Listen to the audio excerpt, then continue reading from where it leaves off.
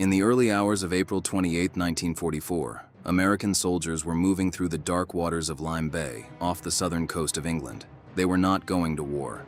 They were preparing for it. This was a massive training exercise designed to prepare American troops for D-Day, the Allied invasion of Normandy. But before sunrise, German torpedo boats attacked them. Ships were hit. Men were trapped inside burning vessels.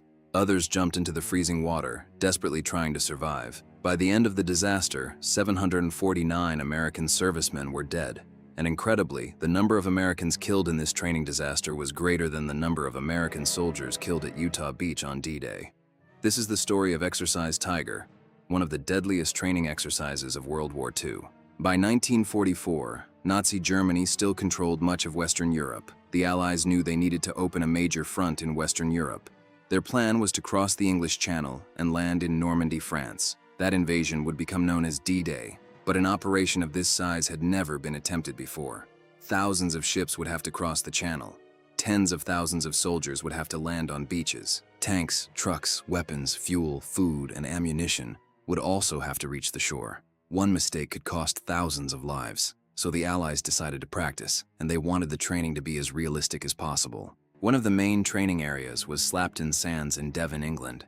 The area had several features that made it similar to Utah Beach in Normandy. There was a gravel beach, there was a narrow area of land behind it, and there was a lake close to the beach. Because of these similarities, the Allies believed it was an excellent place to practice the assault that American forces would later make at Utah Beach. Local civilians had even been evacuated from the area so the military could use it for training.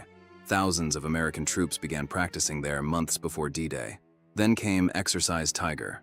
It would be one of the largest and most realistic rehearsals before the invasion. Exercise Tiger took place in late April 1944. More than 30,000 American troops were involved in the wider exercise. The goal was simple: make the training feel as much like the real invasion as possible.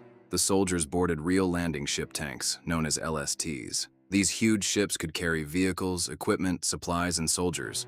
The troops carried much of the equipment they would eventually take to Normandy. Vehicles were prepared as they would be for the real invasion. There would also be naval bombardment and live ammunition. The idea was to make the soldiers understand what a real landing might feel like. But the more realistic the exercise became, the greater the danger. And soon, things began going wrong. On April 27th, American troops were preparing for a practice landing at Slapton Sands. The original plan called for the landing to begin at 7:30 in the morning. Naval ships would fire on the beach shortly before the troops landed, but some ships were delayed. So the commander of the exercise, Admiral Don P. Moon, changed the landing time. The new landing time was 8:30. The problem was that not everyone received the new orders. Some troops continued following the original schedule. They began moving toward the beach at about 7:30. At the same time, the naval bombardment was taking place. For a short time, American troops were dangerously close to their own naval gunfire. Some soldiers were injured, and the incident created serious confusion. Fortunately, the heavy naval guns did not directly hit the troops, but the exercise had already shown how easily a communication mistake could become deadly, and that was only the beginning. That evening, another part of the exercise began. A convoy known as T-4 prepared to move through Lyme Bay. The convoy consisted of 8 LSTs. These ships were extremely important because they could carry large numbers of troops and vehicles. To protect them, 2 British escort ships were supposed to accompany the convoy. One was the HMS Azalea, the other was the HMS Scimitar. But just before the convoy left, disaster struck again. The HMS Scimitar collided with another vessel and was damaged. It could no longer escort the convoy. A replacement ship, HMS Saladin, was ordered to take its place, but it did not arrive in time. That meant 8 slow-moving LSTs were now traveling with only 1 escort ship. The convoy continued anyway, and that decision would have terrible consequences.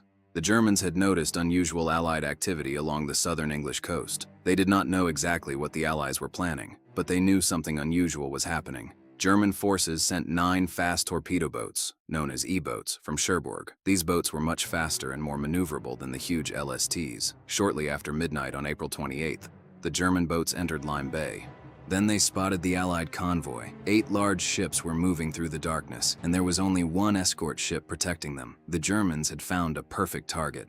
Around 2:00 in the morning, the German boats attacked. The first major victim was LST-507. A torpedo struck the ship. The explosion destroyed part of the vessel and caused a fire. The ship was carrying vehicles with fuel. The fire quickly spread. Inside the ship, soldiers and sailors were trapped in the darkness and smoke. The situation became impossible to control. LST-507 was eventually abandoned and sank. Hundreds of men were suddenly in danger. But the German attack wasn't over. Minutes later, another LST came under attack. It was LST-531. The ship was struck by 2 torpedoes. The damage was devastating. The ship sank extremely quickly. Hundreds of men were aboard. Many never had enough time to escape. 2 other LSTs were also damaged. LST-289 was hit and suffered serious damage. LST-511 was damaged by friendly fire during the confusion. The convoy was now in complete chaos. The surviving ships tried to escape. They changed direction and moved toward shallower water. Eventually, the German boats broke away, but hundreds of American soldiers and sailors were already in the water. And for many of them, the most dangerous part had just begun. The water was extremely cold. It was around 42 degrees Fahrenheit, or about 6 degrees Celsius. Many soldiers had jumped into the sea wearing heavy equipment. They had combat packs, helmets, weapons, and other equipment. Some soldiers were also wearing their life belts incorrectly. Instead of wearing them high on the body, some had them around their waists. The heavy equipment pulled their bodies down. At the same time, the life belt pushed the upper part of the body upward. Some men were turned upside down in the water. Their heads went underwater, and they drowned. Others managed to stay alive but were surrounded by darkness and freezing water. They had no idea when rescue would come. The survivors waited in the freezing sea. Some were injured, some were exhausted, some were surrounded by burning fuel and debris, and the cold was becoming more dangerous with every passing minute. Eventually, LST-515 returned to help, but the rescuers had to be careful. They had to make sure the German E-boats had left the area. By the time rescue operations began, many men who had originally survived the sinking were already dead. Some had drowned, others had died from the cold. The rescue crews pulled as many survivors from the water as they could, but the scale of the tragedy was already enormous. When the final numbers were counted, the disaster was horrifying. 749 American servicemen had been killed. 2 LSTs had been sunk. 2 more had been damaged. Hundreds of families would never see their sons, brothers, husbands, or fathers again. And yet, almost nobody outside the military knew what had happened. The Allies were preparing for D-Day. They could not allow Germany to learn what had happened during the exercise. The entire disaster was surrounded by secrecy. There was another serious problem. Among the men who died were American officers who had access to highly classified information about the invasion. They had special security clearance known as Bigot. This information was extremely sensitive. It included details about the planned invasion. If one of these officers had been captured alive, or if sensitive documents had fallen into German hands, the consequences could have been enormous. Allied commanders urgently needed to know whether the missing officers were dead or alive. Searches were carried out. Eventually, the missing officers were accounted for. The most dangerous security problem had been avoided, but the disaster had exposed serious weaknesses in Allied planning. Exercise. Tiger revealed several major problems. First was communication. Warnings about the German E-boats did not reach the LSTs quickly enough. Different ships were using different radio arrangements, making communication difficult. Second was the lack of protection.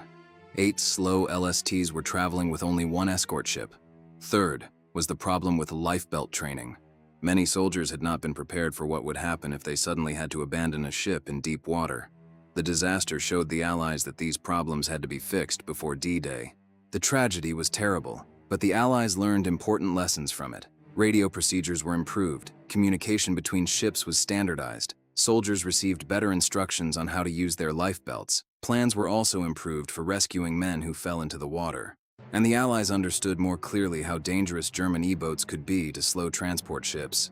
These changes were made only weeks before the real invasion. The lessons of Exercise Tiger had been paid for with hundreds of lives. On June 6, 1944, the real invasion began. Thousands of Allied ships crossed the English Channel. American soldiers landed on Utah Beach. The beach they had practiced attacking at Slapton Sands was now a real battlefield. This time, there were German soldiers shooting back. There were mines, machine guns, artillery, and explosions everywhere. But the Allied forces succeeded in establishing a foothold in Normandy, and the invasion eventually helped begin the liberation of Western Europe.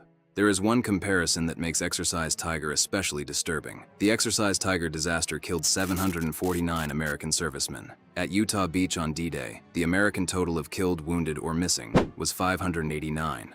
So the number of Americans who died during Exercise Tiger was greater than the total American casualties recorded at Utah Beach. The men had been training for the real battle, but hundreds of them never made it to Normandy. Today, memorials in England and Normandy remember the men who died during Exercise Tiger. A memorial stands near Slapton Sands. A Sherman tank recovered from the sea has also become a memorial to those who died. Their deaths happened before the famous invasion of Normandy. They weren't fighting in France, they were training. But their sacrifice helped expose weaknesses that the Allies could correct before D-Day. Exercise Tiger was supposed to be a rehearsal. Instead, it became a real tragedy. 749.